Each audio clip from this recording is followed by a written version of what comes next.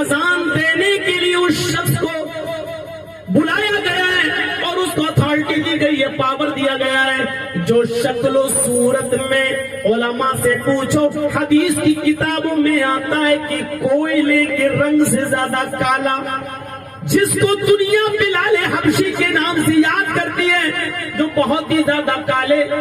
کوئلے کے رنگ سے زیادہ کالے، لیکن حبشہ سے آنے والا یہ شخص محمد رسول اللہ نے حضرت بلال سے کہا خانے کعبہ پر اس کے اونچی جگہ پر کھڑے ہو کر اذان کی کلمات تم ادا کرو گے، اور حضرت بلال اذان دیا کرتے تھے اللہ اکبر اللہ اکبر۔ غور کرو، اسلام نے کالے اور گورے کے رنگ کو مٹا دیا، کالے اور گورے کے جھگڑے کو ختم کر دیا۔ ہم نے تم کو ایک ہی مرد اور ایک ہی استری سے پیدا کیا، تم سب آپس میں بھائی بھائی ہو، اسی لیے کوئی یہ کہہ نہیں سکتا کہ ہم بڑے ہیں، ہم اونچے ہیں، ہماری کاسٹ بڑی ہے، ہماری کاسٹ چھوٹی ہے۔ میرے بھائیوں، یہ چیزیں تو آج ہم مسلمانوں کے اندر بھی چلی آ رہی ہیں۔ میں خان ہوں، میں ترک ہوں، میں سید ہوں، میں ہاشمی ہوں۔ محمد رسول اللہ نے جب اپنا آخری خطبہ دیا حجۃ الوداع کے اندر، اس خطبے کے اندر بھی آپ نے ایک ہی بات کہی، کلکم من آدم و آدم من تراب، لا فضل لعربی علی عجمی ولا لعجمی علی عربی۔ ہے مسلمانوں سنو، کیا کہا اللہ کے نبی نے؟ اللہ کے نبی صلی اللہ علیہ وسلم فرماتے ہیں تم سب آدم کی سنتان ہو، کلکم من آدم، تم سب آدم کے بیٹے ہو، تم سب آدم کی سنتان ہو، وآدم من تراب، آدم مٹی سے پیدا ہوئے، اس لیے تم سب مٹی سے بنے ہو، مٹی کے سے پیدا ہوئے ہو۔ سنو، لا فضل لعربی علی عجمی، کسی عرب کے رہنے والے کو غیر عرب پر فضیلت سرشتہ نہیں ہے۔ کوئی سعودیہ میں رہنے والا ہم بھارتیوں سے یہ نہیں کہہ سکتا ہے کہ ہم تم سے سرشت ہیں، ہم تم سے افضل ہیں، ہم تم سے اونچے ہیں، اور کوئی بھارتی کسی سعودی انسان سے یہ نہیں کہہ سکتا کہ ہم انسان ہونے کے حیثیت سے ہم تم سے اونچے ہیں۔ تم سب برابر ہو، کوئی عربی کو عجمی پر اور کسی عجمی کو عربی پر کوئی سرشتہ نہیں ہے، کوئی درجہ نہیں ہے۔ کوئی گورے کو کالے پر اور کسی کالے کو گورے پر کوئی فوقیت حاصل نہیں ہے۔ اسلام نے کھنڈن ہی کر دیا ہے، وہ چیزیں ہی ختم کر دی ہیں۔ نماز جو فرض کر دی ہے، اس میں رنگ و نسل سب کو مٹا دیا ہے، امیری و غریبی کو مٹا دیا ہے۔ یہاں اذان کی آواز آتی ہے، حی علی الصلاۃ، آؤ نماز کی طرف۔ یہ امیر کے لیے بھی ہے، غریب کے لیے بھی ہے، یہ کالوں کے لیے بھی ہے، گوروں کے لیے بھی ہے، یہ بڑوں کے لیے بھی ہے، چھوٹوں کے لیے بھی ہے۔ اب مسجد کے اندر آپ داخل ہو گئے، اب مسجد کے اندر کوئی آدمی یہ نہیں کہہ سکتا میں بہت پیسے والا یا امیر آدمی ہوں، میں اگلی صف میں کھڑا ہو جاؤں گا، میں اگلی صف میں آؤں گا۔ اور کوئی امیر آدمی کسی غریب آدمی کو پہلی صف سے کھینچ کر پیچھے نہیں کر سکتا ہے۔ اور یہ منظر مولوی جرجیس نے اپنی آنکھوں سے سعودی عرب کی سرزمین پر دیکھا تھا جب میں حج کے لیے اپنے والدین کے ساتھ گیا ہوا تھا، اور اسی حج کے اسی خانے کعبہ میں جب سعودیہ کا بادشاہ بھی آیا تو سعودی کے بادشاہ کو بھی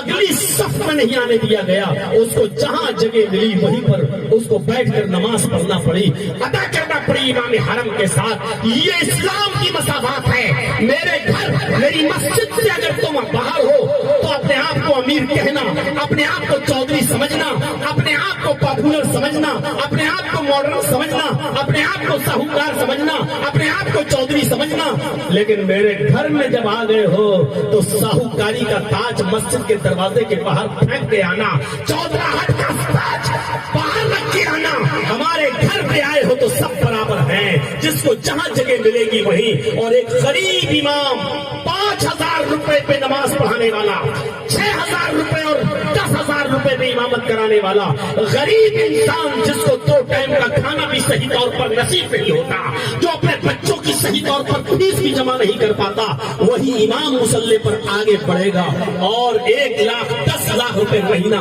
کمانے والا انسان اس کے پیچھے نماز پڑھے گا، اس کے پیچھے اس کو نماز ادا کرنا پڑے گی۔ کیوں؟ کیونکہ یہ فضیلت، یہ سرشتہ، یہ درجہ اسلام نے دیا ہے اور برابری کا جو موقف اسلام نے پیش کیا ہے، دنیا اس نظیر سے قاصر ہے، ایسی مثال پیش نہیں کر سکتی ہے۔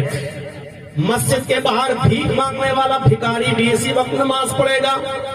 اور وہ جرجیت صاحب کے بغل میں کھڑا ہو جائے نماز پڑھتے وقت تو جرجیت صاحب یہ نہیں کہہ سکتے چل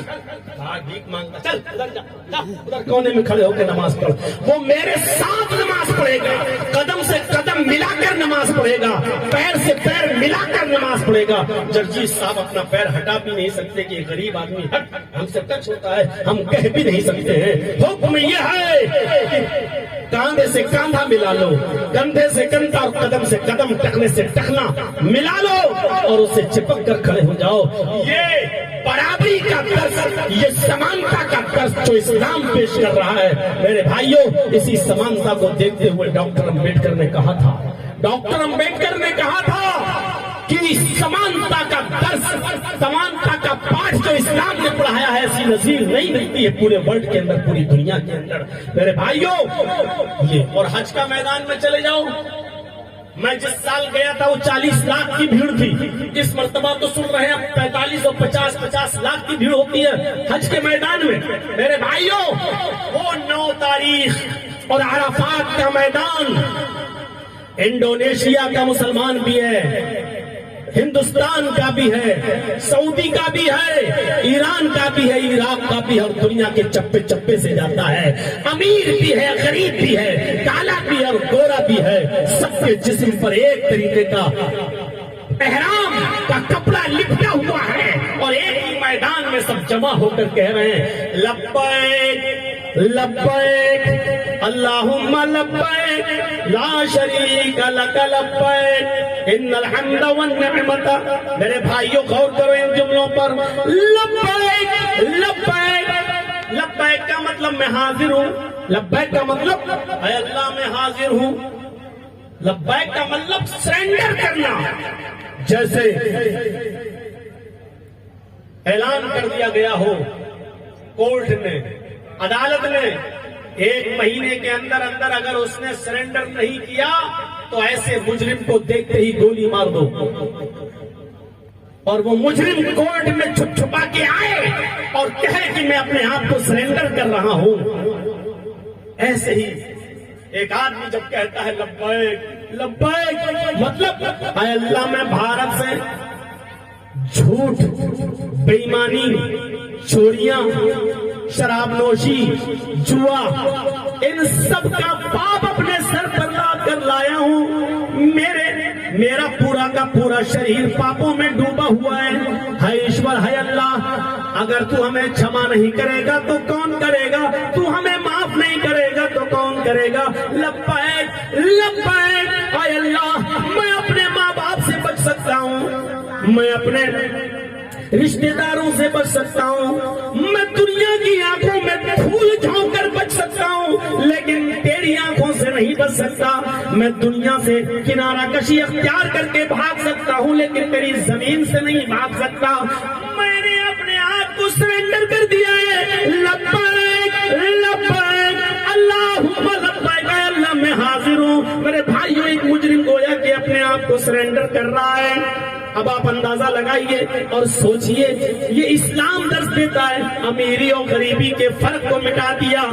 کوئی چیز نہیں اسلام کے اندر